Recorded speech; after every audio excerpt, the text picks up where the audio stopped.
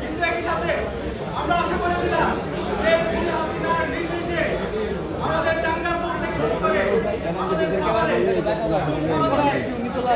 আমাকে